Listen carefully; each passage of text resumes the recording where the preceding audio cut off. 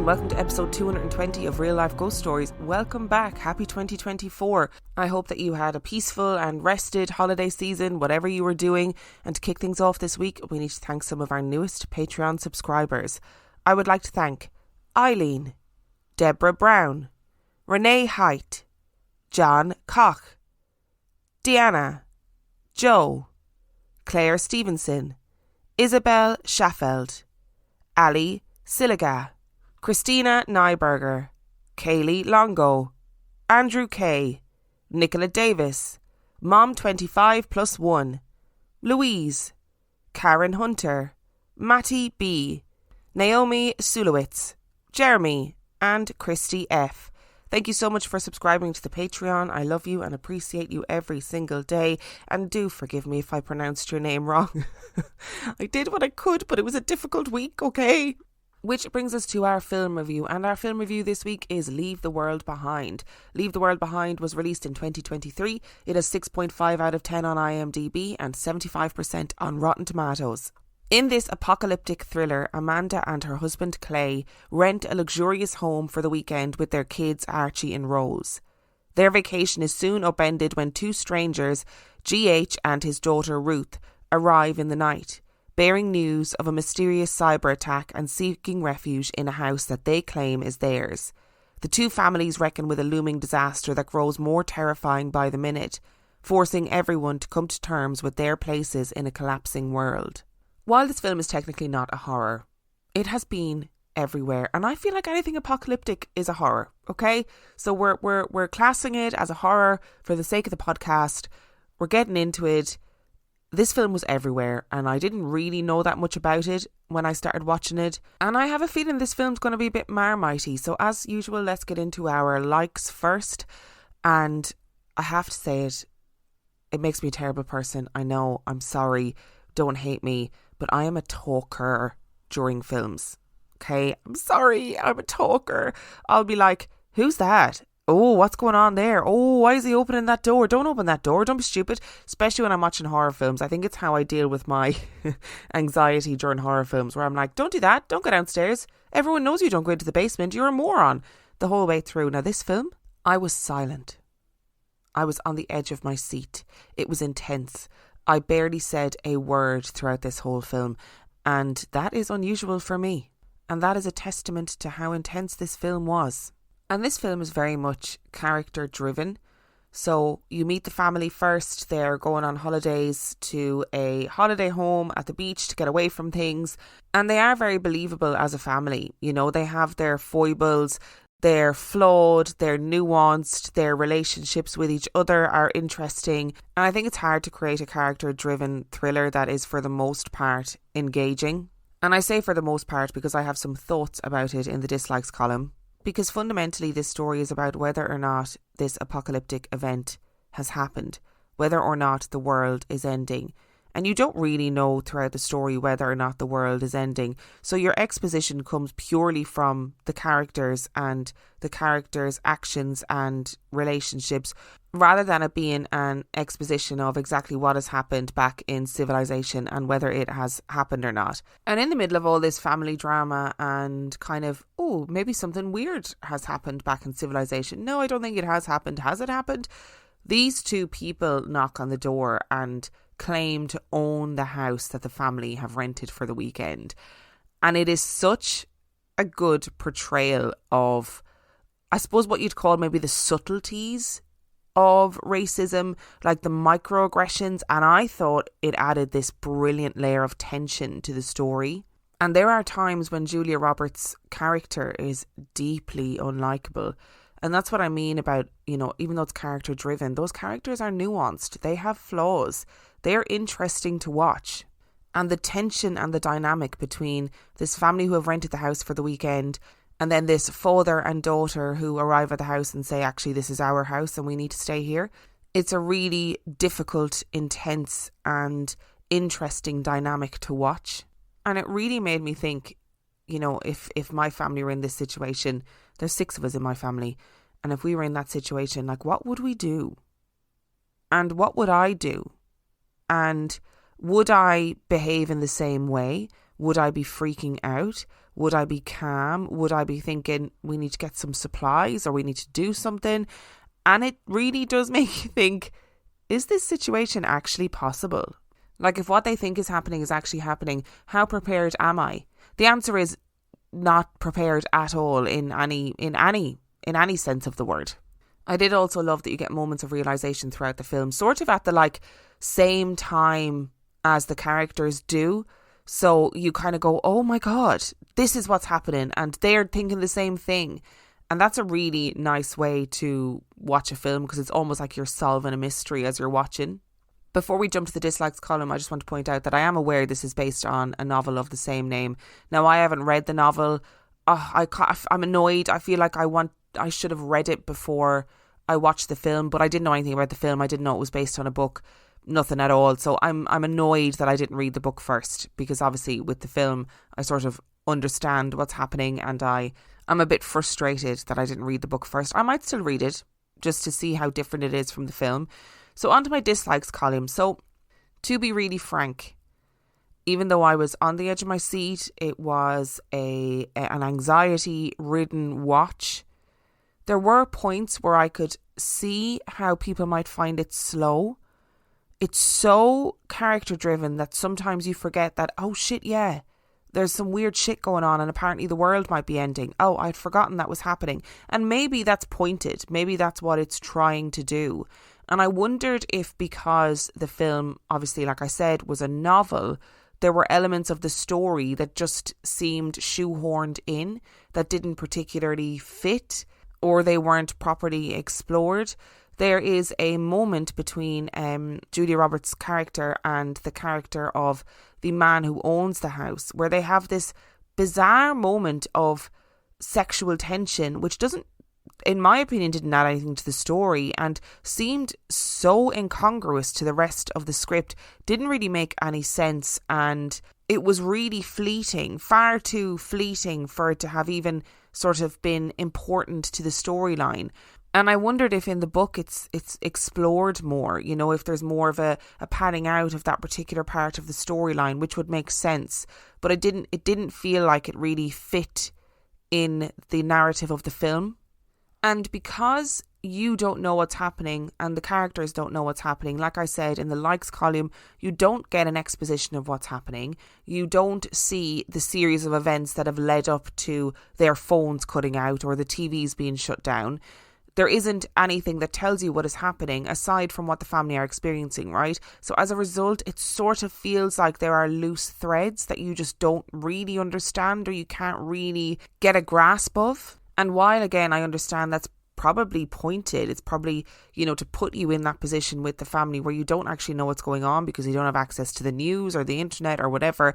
So, for example, there's moments of really strange animal behaviour and the characters theorise about what is happening with the animals, but you don't particularly find out, and I found that very frustrating. Like, I wanted to know the actual cause of everything.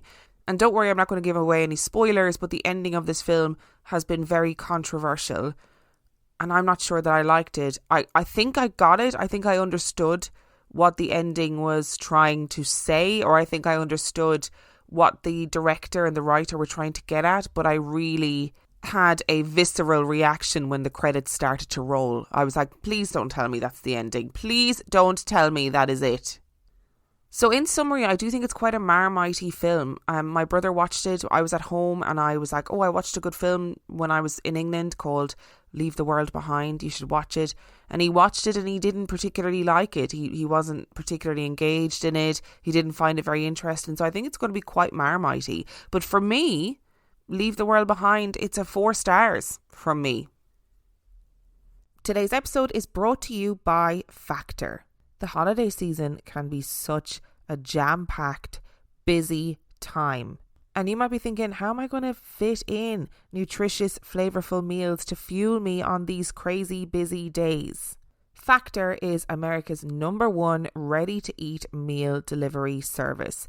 And they can help you to eat well for breakfast, lunch and dinner by offering chef-prepared, dietitian-approved, ready-to-eat meals delivered straight to your door. Sometimes when life gets too hectic, meal prepping ends up taking a back seat. But with Factor, you can skip the meal planning, the grocery shopping, the chopping, the prepping, the cleaning up, etc. and get Factor's fresh, never frozen meals delivered to your door. They are literally ready in 2 minutes. So all you have to do is heat it up and enjoy. You can choose from over 35 chef-crafted meals every single week. And these meals can be chosen to meet your specific preferences. So whether you are vegan or veggie or you want extra protein, whatever it is, head to factormeals.com/reallifeghoststories50 and use code reallifeghoststories50 to get 50% off. That's code reallifeghoststories50 at factormeals.com/reallifeghoststories50 to get 50% off. Which brings us to our story this week. And our story this week was directly inspired by the film. So during the film, Kevin Bacon makes an appearance. He is a character in the film and he references the story this week. And he says, you know, all that stuff that happened down in Cuba with the sounds. And I was like, oh, that sounds really familiar. What is that? What is he referring to? And he is, of course, referring to the mysterious Havana syndrome. And this is a story that really intrigued me for a number of different reasons. It's kind of different to what we usually cover in that it's more of a mystery than anything paranormal. So I hope you guys enjoy it. And let's get into it. Imagine being perfectly healthy 1 minute and then experiencing debilitating pain the next. Well, hundreds lived through that experience when they started reporting strange symptoms out of the blue. Starting in 2016, reports from CIA employees in Cuba revealed people experiencing painful headaches, horrible fatigue, and a piercing ringing in their ears.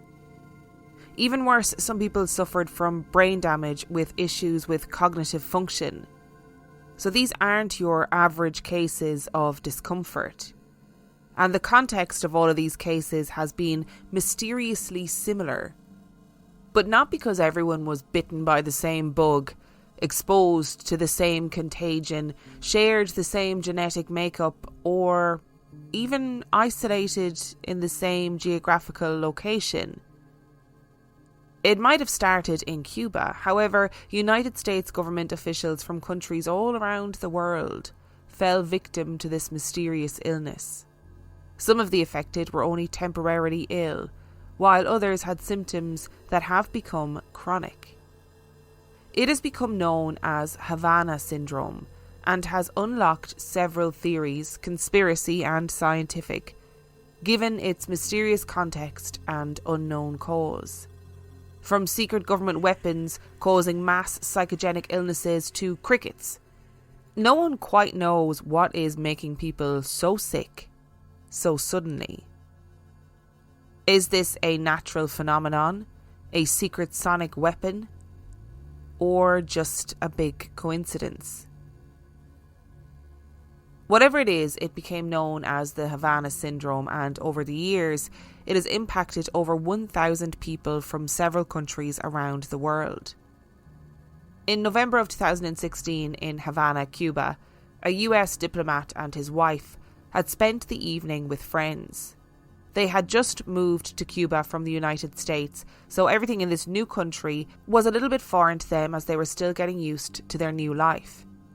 They moved into an upscale development called El Country Club. When their neighbours were over for drinks that night, they noticed an odd sound.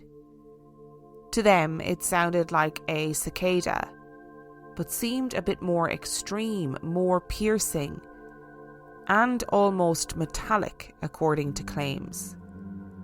It wasn't a sound that they were accustomed to hearing.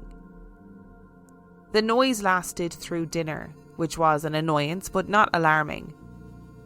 When the noise persisted, the couple insisted a maintenance worker came over and check for any electrical issues that could be causing the noise. But when they came over to look for the source of the noise, they found nothing. All of their homes' electrical outlets seemed fine. But the sound lingered for 3 long months. During that time, the couple fell ill. They claimed that their illnesses started the night they first heard the noise. They claimed their concentration became unstable and their minds were cloudy.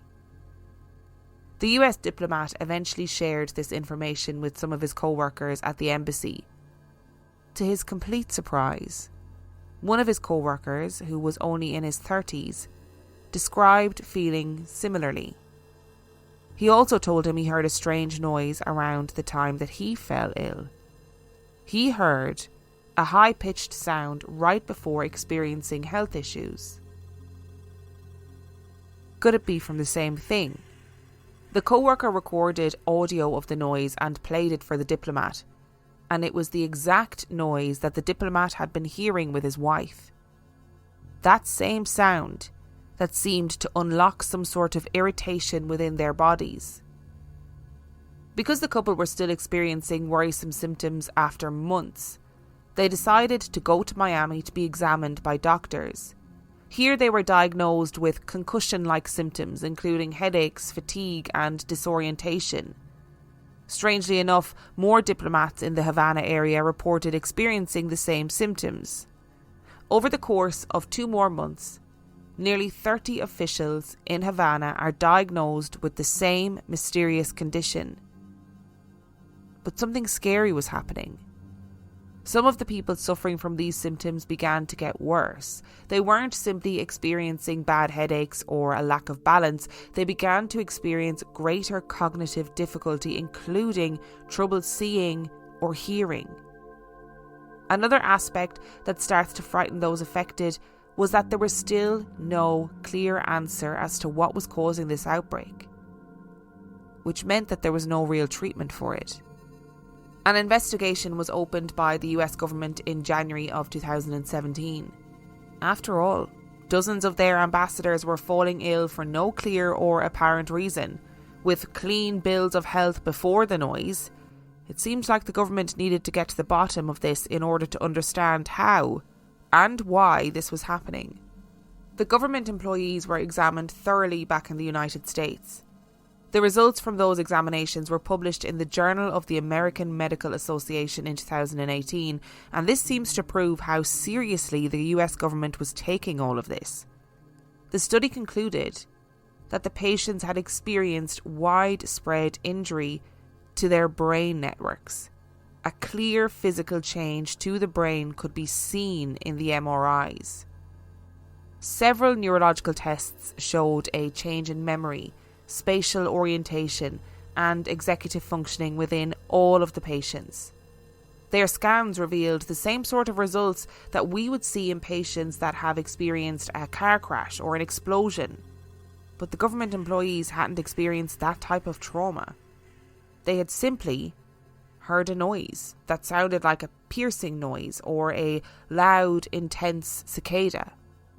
None of them claimed to have heard an explosion or anything like that, and none of them had suffered from a car crash within the allotted time. The doctors had no idea what caused these neurological changes or why this particular subject group were all suffering from the same symptoms. So the doctors called this mysterious illness Havana syndrome. And at this time, all of those affected were Americans. But that would soon change. In March of 2018, Canadian officials began to show the very same symptoms as the Americans.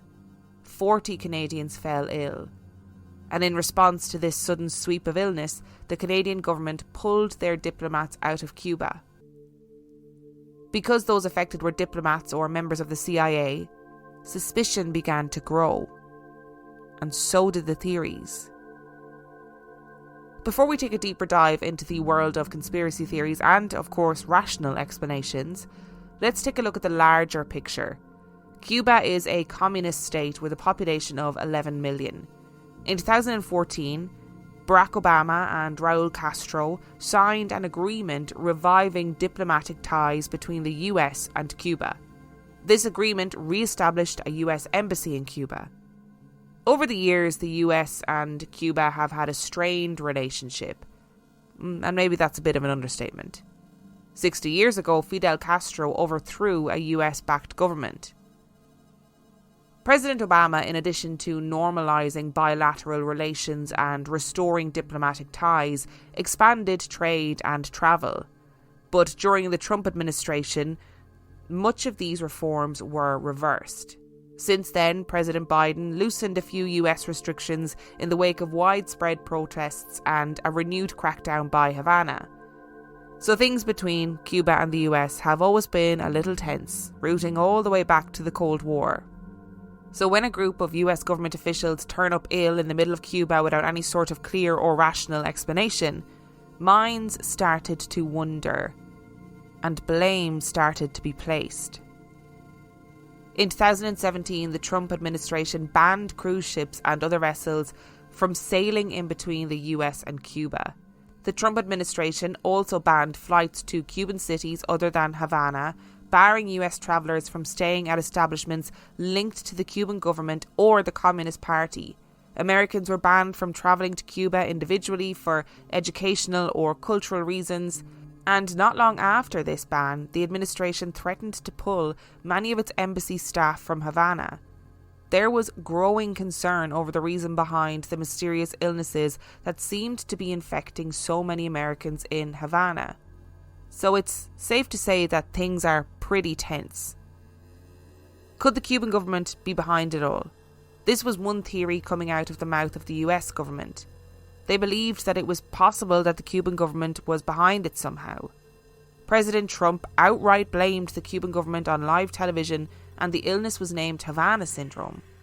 All signs pointed to blaming Cuba.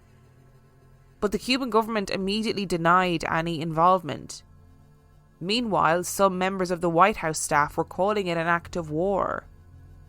In response, the Cuban government interviewed 300 people who lived near the diplomats.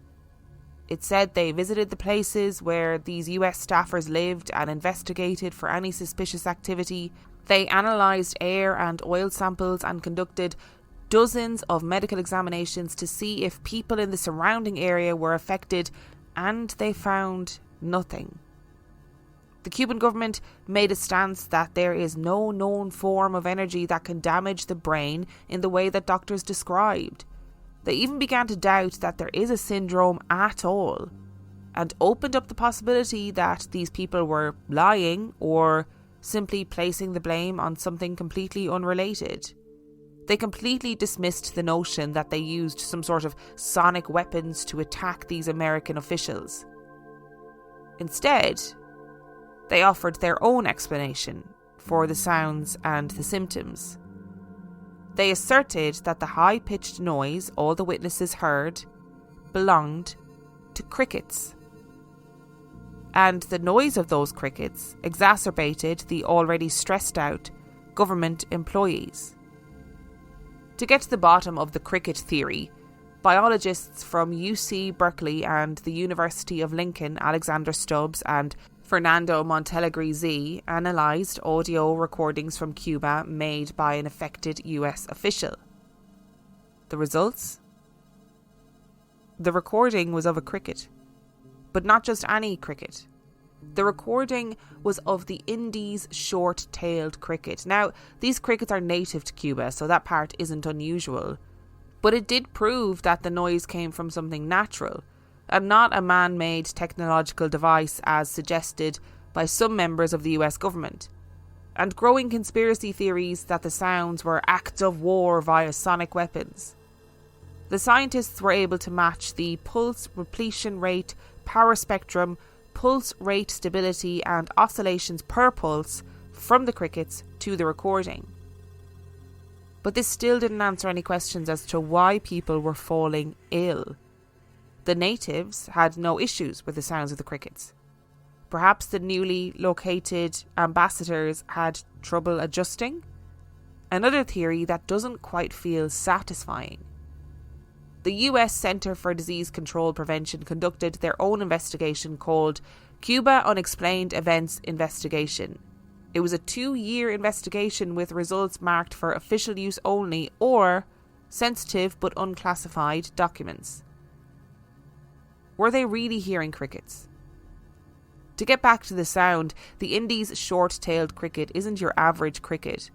The biologist matched the sound on the recording to their mating call, and these crickets can chirp at 100 decibels. The sheer power of their mating calls could be magnifying the pre-existing stress within each affected person.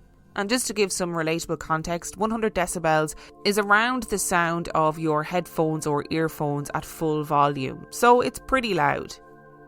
So the Cubans believe that these crickets are simply making things worse. They are magnifying stress that the diplomats were already experiencing. In other words, it's a psychogenetic illness.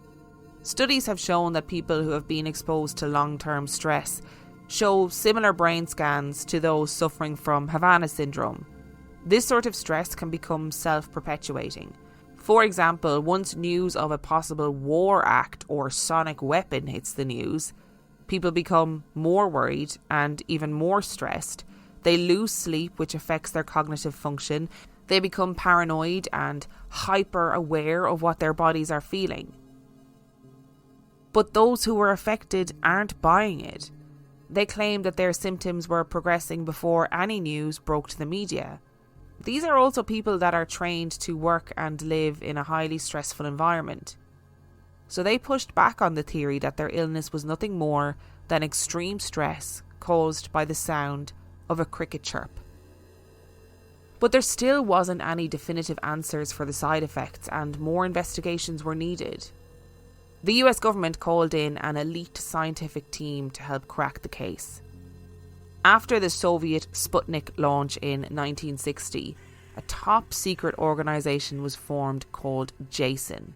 It consisted of a group of physicists and scientists who advised the US government.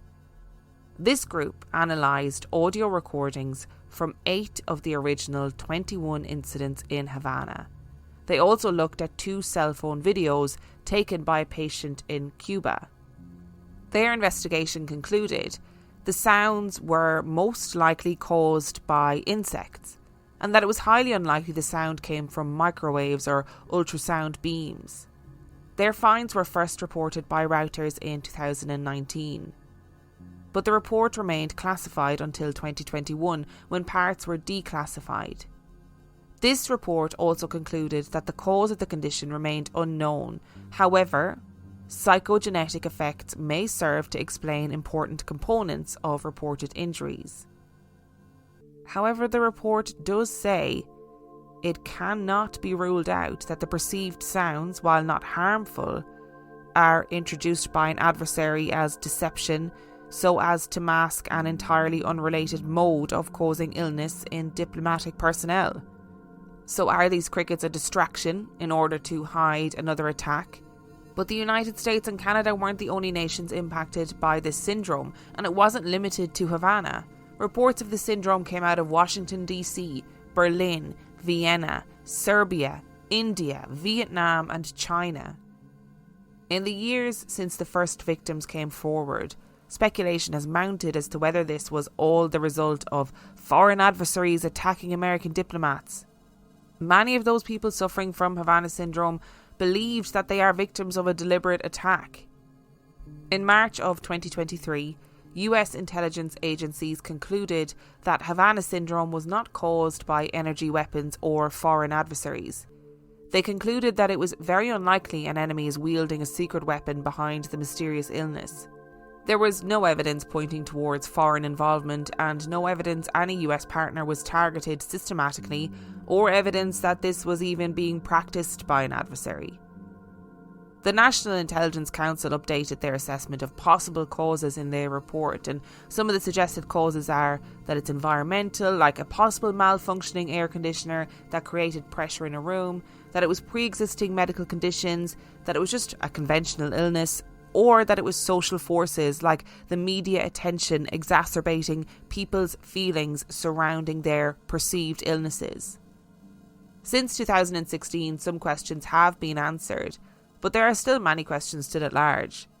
It seems like we can conclude that the noise the officials heard were in fact crickets, but the mystery remains.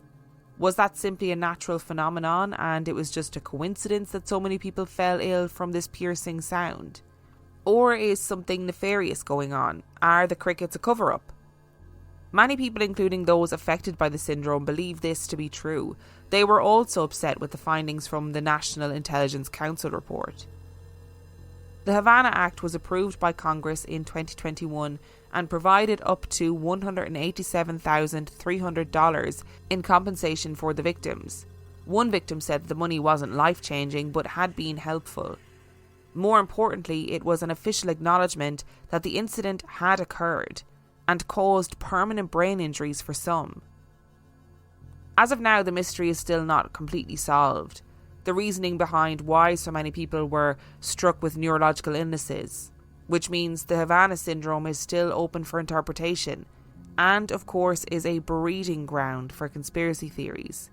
So is this a cover-up or a distraction? We might never know the truth behind how and why so many diplomats suffered from these strange illnesses, and that's what makes Havana syndrome such a fascinating topic. But here's the thing. Cuba is not the only place in the world where strange sounds have been reported. It's likely that Havana syndrome gathered more media attention because of the precarious political context. There is also the reality that a possible sonic attack from enemy forces could be used as political propaganda. Maybe it was just the perfect opportunity. But with that being said, strange hums, booms, drones, and even trumpets have been reported all over the world. According to Jay Carter in a 2021 article for Anomalian.com, starting in the second half of 2011 and accelerating into 2012, reports have flooded in from hundreds of cities around the world regarding the strange and powerful sounds and mysterious noises emanating from unknown sources, varying from midnight roars and loud booms to industrial drones that seem to permeate the walls of the cities. These sounds have been reported by thousands of people and documented for all to hear. Perhaps the creepiest sound has been the oft-reported omnipresent trumpet horns played in eerie musical patterns. Sounds made up, doesn't it? But it's actually one of the most empirically documented mysteries of the modern era. If this is your first time hearing of it, buckle your seatbelt because you're in for a wild ride. The recording you are about to hear was made in Houston, Texas, on the 23rd of the 1st, 2012.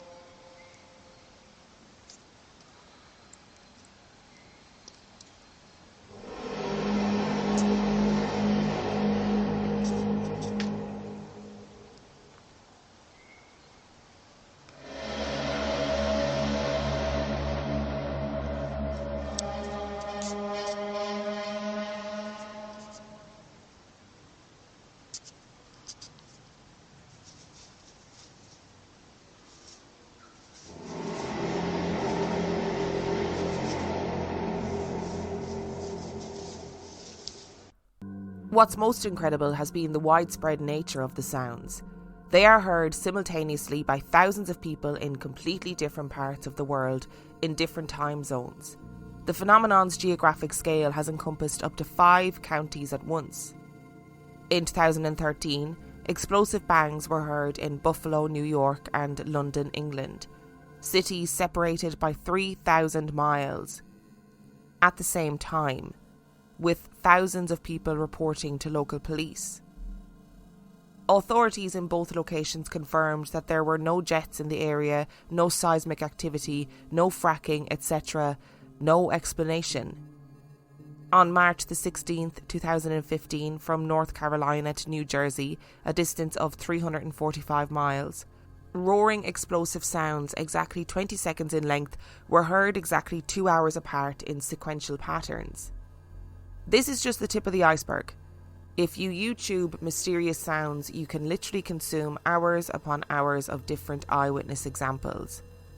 There are, of course, lots of theories as to what these sounds are and where they might come from. Some people believe they are something biblical, heralding the end of days, while other people believe it is something alien, something otherworldly that is making the sounds.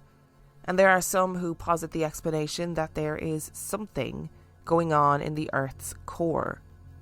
Either way, just like Havana syndrome, these sky trumpets have yet to be explained. I have wanted to talk about sky trumpets for so long. And I decided, I can't do a whole episode on sky trumpets. There's not that much content, only me playing the audio of sky trumpets over and over again, which again, wouldn't really be good for the listener. And then in the film Leave the World Behind, they mentioned Havana syndrome. And when I was doing the episode about Havana syndrome, I thought to myself, why not include some stuff on sky trumpets? Now is the time. Now is the time to talk about sky trumpets. And I don't know if it's just me. It might be just me, but I find the audio of the sky trumpets really freaky. For some reason, it really gives me the heebie-jeebies. I don't know why. Maybe it's the sheer volume.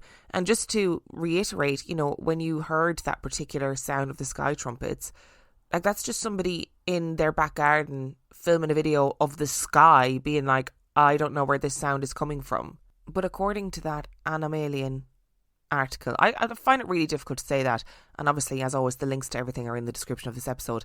Apparently, according to them, some secret government worker, a geologist, came forward and said something is going on in the inner core of the Earth, and then they sort of did some sciencey speak, and basically they said it was infrasound coming from the inner core of the Earth, which is really interesting. They refer to themselves as a whistleblower, and then they referred to the poles shifting, and that's what's causing the sounds. And then that whistleblower mysteriously disappeared after making his disclosures to Linda Moulton Ho of earthfiles.com, which admittedly I do think is frustratingly convenient.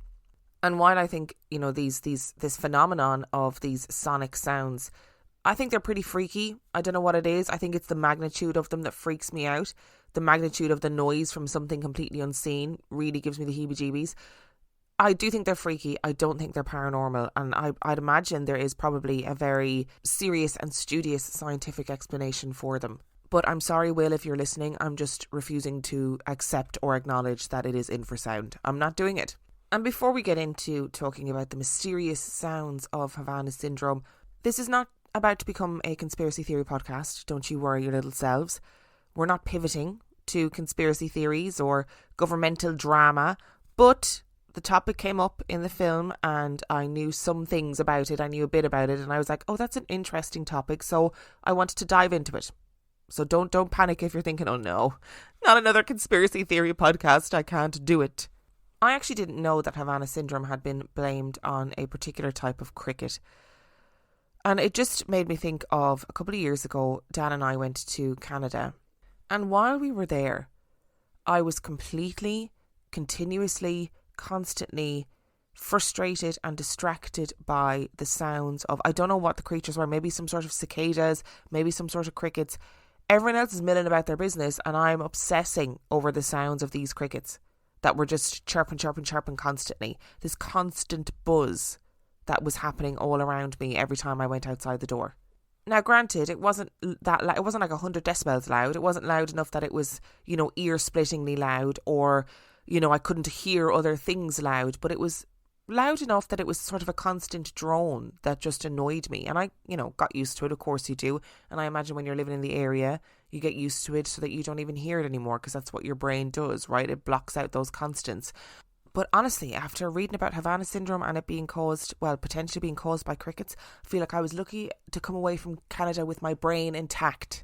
I'm joking, obviously, but it does make sense that people who were new to the area, these people who had been moved in to Havana in order to work in the American embassy, that they would suddenly be assaulted with this sound, having not heard it before, especially not that loud. And I wonder if the sound suddenly kicked in because the mating season started. You know the way with some creatures like crickets or whatever, they will all do something en masse on the same day, because some pheromone is released or some key temperature is reached in the environment, whatever it is that makes these creatures all behave the same way at the same time. Is that why it started all of a sudden? In terms of the National Intelligence Council, they suggested that it was possibly environmental, like a malfunctioning air conditioner. And I understand that malfunctioning electrical items in a household, we know that they can cause things like infrasound, or they can create variations in air pressure that could be detrimental to a human being that is in that area for an extended period of time. But I do think that when people started reporting these illnesses, etc., that all of these items would have been checked. They also listed pre-existing medical conditions as a possibility. And yes, I mean, technically, of course, you can agree that people might have had pre-existing medical conditions that came to the fore at a particular time. I don't think it's likely that everyone would be reporting similar or the same symptoms if that was the case. Equally, there's obviously the implication that these people could have a pre-existing medical condition that made them more predisposed to be afflicted by whatever it was that afflicted these people. I mean, yes, but also something caused those pre-medical conditions to come to the fore in that exact period of time, in that exact place, to that amount of people. I think also if it was a conventional illness that all of these people contracted, that the doctors in America and doctors in Cuba would have been able to identify and isolate what that illness was between all of them working together and all of them working independently. I'm pretty sure somebody would have been able to say, oh, it's this virus and they've contracted it here and that's why it's impacted all of these people. But that doesn't seem to be the case in this instance. And finally, they cited social forces, the media attention, as one of the reasons as to why this happened. And I think actually maybe the media attention exacerbated it. I do agree with that partly. I don't think it goes the whole way in explaining exactly what happened, but I do think it probably exacerbated things for a lot of people, even subconsciously, even without them realising it. And I did wonder if the reports of the illness striking people from other parts of the world may have been because of the media attention that Havana syndrome received, and then people sort of panicked, or not even panicked, but people attributed things that they had been feeling to Havana syndrome, or they were thinking about Havana syndrome and suddenly went, oh, do I feel unwell too? I actually don't personally believe that it is the testing of any sort of secret weapon, to be perfectly honest. And I can't believe that I'm saying this, but I do think it is most likely to be a mixture of crickets, potentially pre-existing conditions, and media attention.